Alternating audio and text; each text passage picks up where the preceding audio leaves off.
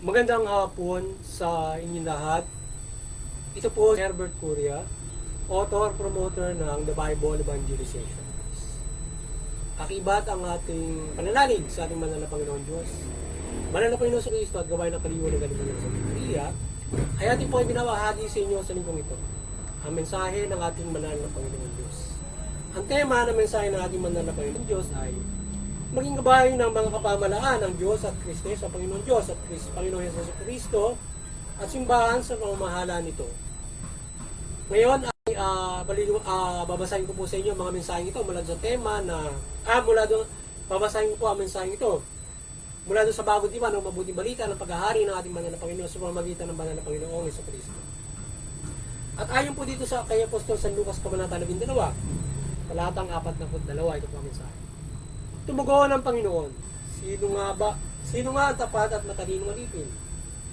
Hindi ba siya ang pamamahalain ng kanyang Panginoon sa sambahayan nito upang magbigay sa ibang mga alipin ng kanilang pagkain sa karampatang panahon? Pagpatuloy po natin kay Apostol San Lucas, Kabanata 3, talatang 14. Ito po ang mensahe. Tinanong din siya ng mga kawal, kayong manghingi kanino man sa pamamagitan ng pamimilit o ng pagpapalatang hindi totoo, masaya na kayo sa inyong sahod. Patuloy po natin kay Apostol San Lucas Kabanata 16, talatang 10 at hanggang 12. Ito po yung mensahe. Ang mapagkakatiwalaan sa maliit na bagay ay mapagkakatiwalaan sa malaking bagay. Ang magdaraya sa maliit na bagay ay magdaraya rin sa malaking bagay.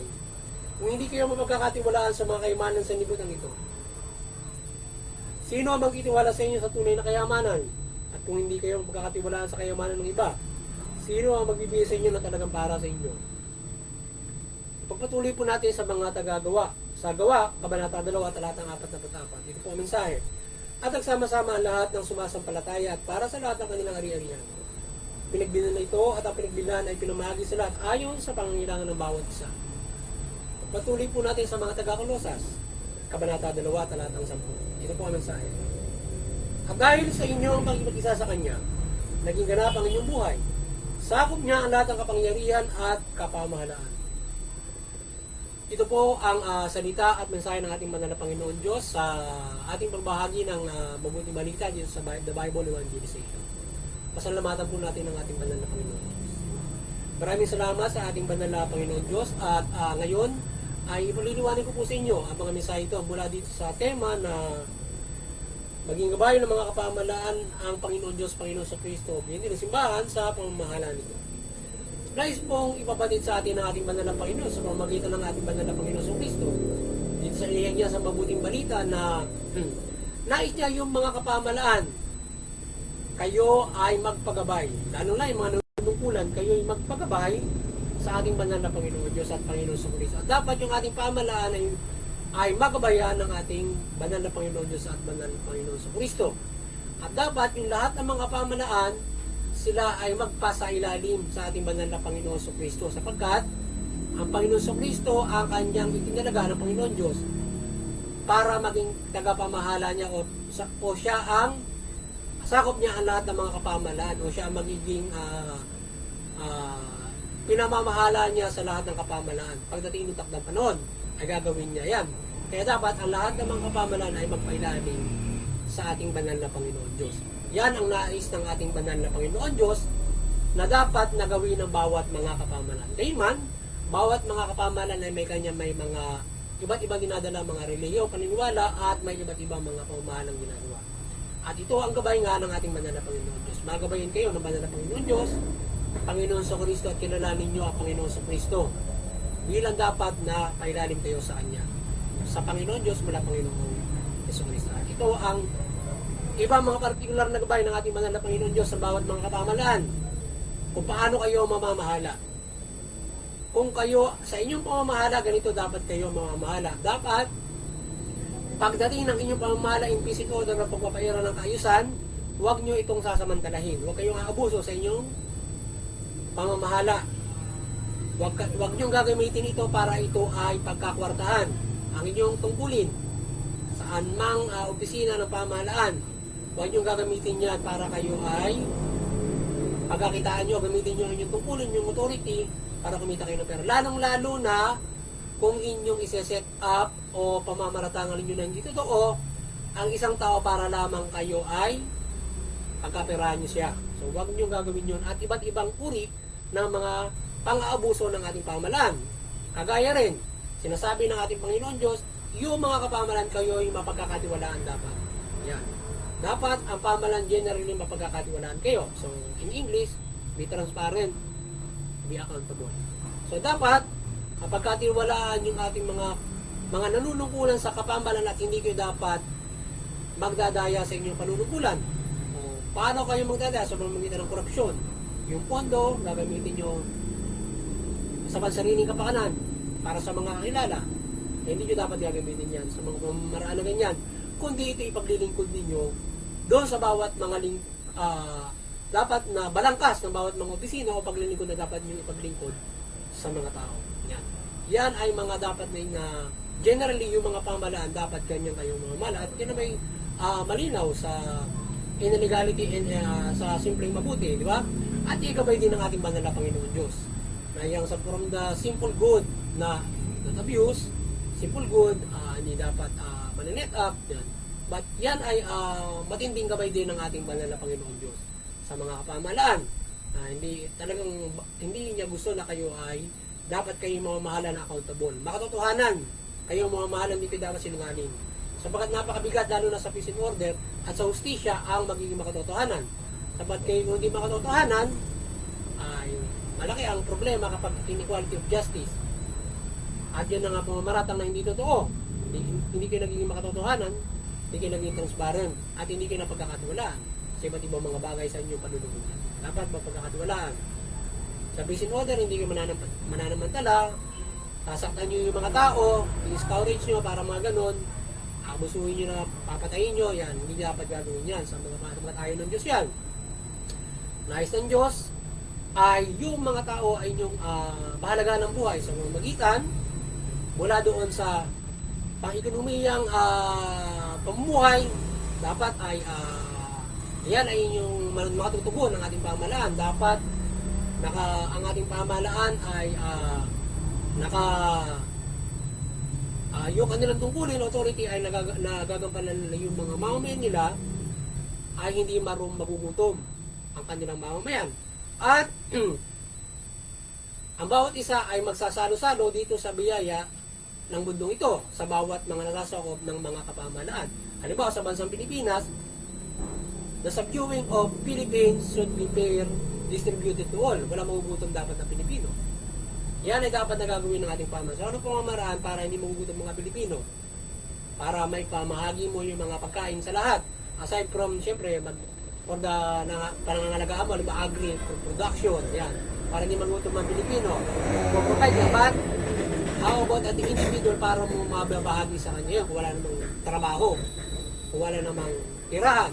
So, pangunahin din na hindi lamang yan sa economic life ang paggabay ng ating kapamahalaan sa lahat, kundi sa pamamagitan na ibibigay mo at tutugunin mo yung buong karapatan ng bawat mga tao in subduing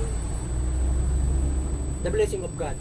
So, kung tutugunin mo ang karapatan ng lahat para makapamuhay ay sa ating modernong interpretasyon ng human rights o karapatan ay mula doon sa gabay ng ating Panginoon Diyos, bibigyan mo ng trabaho, bahay, lupa, yung bawat mamamay para makapamuhay sila ba't ma-distribute equally yung biyaya ng Diyos sa bansang yan. So, ganun dapat tutugunin nung pamahalaan, nung mga nunungkulan, ganun sila dapat tutugon sa kanilang pamamahala ng mga pangangailangan ng mga tao. According to rights, para ma-distribute equally yan, yung ating subduing of this country and all over the world sa bawat mga bansa. At so far, yung karapatang mga tao pinatupad yan sa buong mundo na nagkaisa yung mga bansa noong 1945 pa lang, matapos yung pangalawang digmaan. So kaya hanggang ngayon ay yung pagpapatupad na yan, hindi pa rin fully nare-realize yan sapagkat kahit ang bansang Pilipinas, hindi lubusan na papatupad yan. Kaya unti-unti nagagawa lamang ng ating mga bansa. Kaya dapat yung bawat mga mga bansa ay kanilang malubos na maipatupad yung karapatang pantao. Sa ganyan, ay makapamumuhay ng ayon sa karapatan yung bawat isa. Human rights-based governance na ipamumuhay ang dapat. Yan ang gabay ng ating Panginoon Diyos sa lahat. Mula doon sa isinagawa ng mga apostol noong unang panahon. Nagkaroon sila ng sharing of all the property kasi nga nandoon sila sa isang sa reliyon. Sila lang.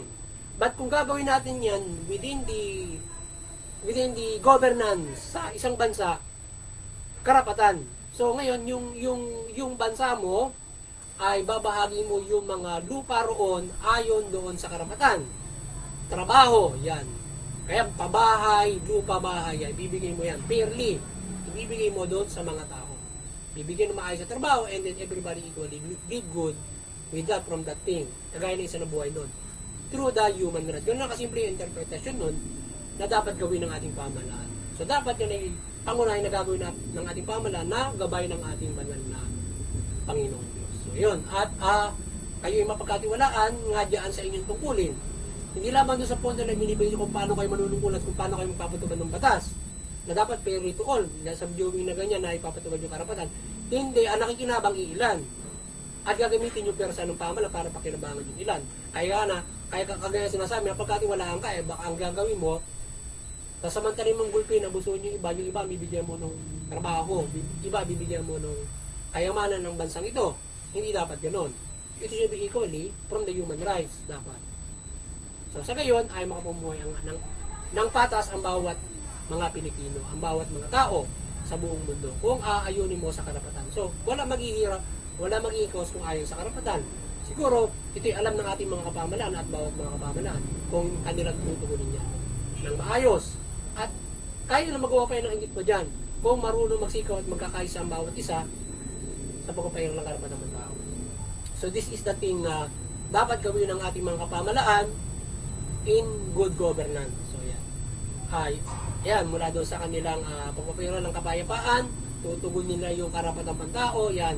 Sa pagtugon nila karapatan, kasama na ron yung pangangalaga mo ng buhay, pangangalaga mo ng pang-ekonomiya ang karapatan. Yan. Ekonomiya, politika, social, civil, everything is under na ng karapatan ng tao.